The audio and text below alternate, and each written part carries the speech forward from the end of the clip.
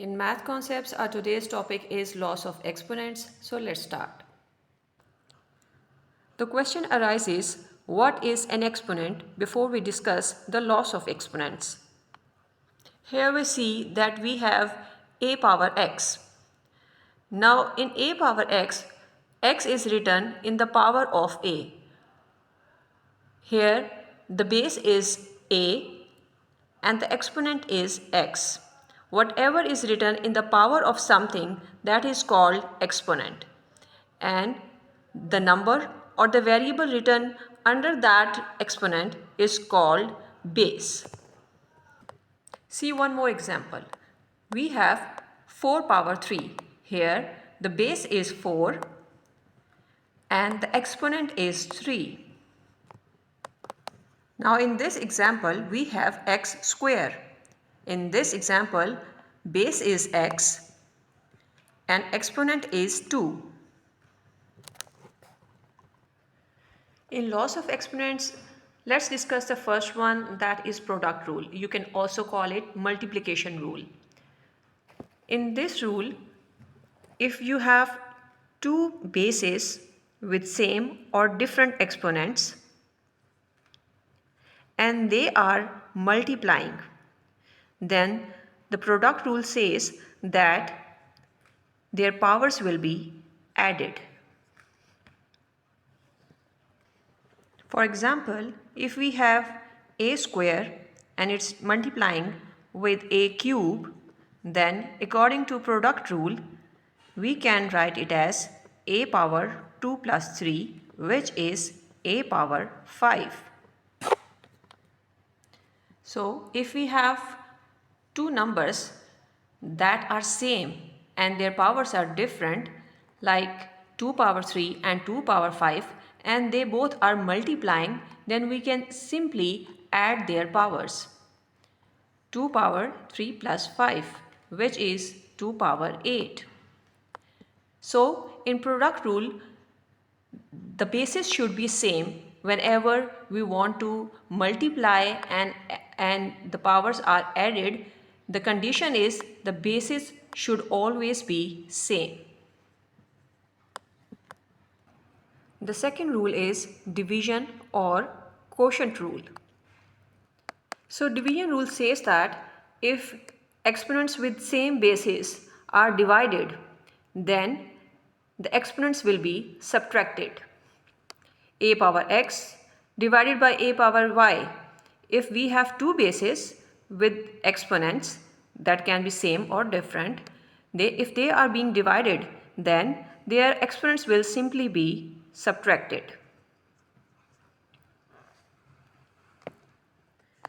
If we have 2 power 5 divided by 2 power 2, then according to division rule, the powers 5 minus 2 is the answer. And what will be the final answer? 2 power 3. So remember, whenever the exponents are whenever the bases are multiplied, the exponents will be added. And whenever the bases are divided, the exponents will be subtracted. But the condition is the bases should be same. Now see the third one, power of a power rule.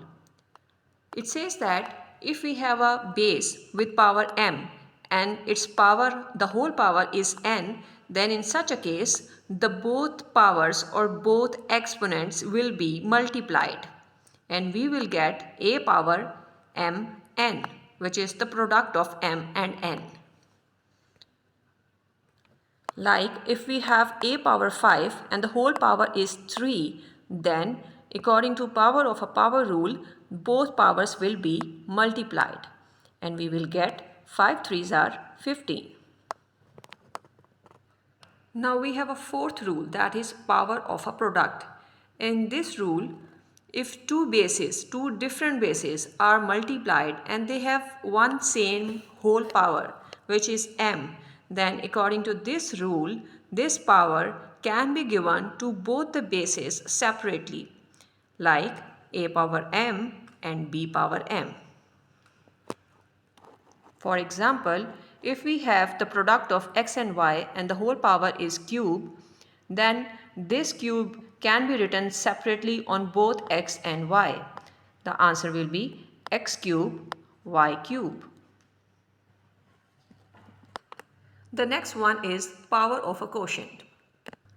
This rule says that if we have two different bases and they are being divided, then the power on them can be given separately to a and b, like a power m divided by b power m. For example, if we have a quotient like 2 by 3 and its power is 5, then this power or exponent 5 can be written on 2 and 3 separately, like 2 power 5 divided by 3 power or 3 exponent 5. Now see the next one. This is negative exponent law, that if we have any negative exponent of any base, then what we can do is that we can simply write it as 1 over that base. Right now we have a over here, so we can write 1 over a power x. In this way, the negative exponent will become positive. The next one is identity exponent. In this, if we have an identity means 1 as exponent of any base, then that will remain unchanged. A power 1 will remain a. Similarly, if we have any number whose exponent is 1, then that number will remain unchanged. 100 power 1 is 100. The next one is zero exponent law. In this law, if we have 0 in the exponent of any base, then the answer will always be 1. So if we have 0 as exponent of 100, then its answer will be 1. If you have a negative power on two bases that are being divided, then this power can be made positive by changing the position of these two bases. If the numerator becomes denominator and denominator becomes the numerator, then this power will become positive, like b over a power whole power n. With this we end up the video. For next video, keep watching my channel and do subscribe it. Until next video, goodbye.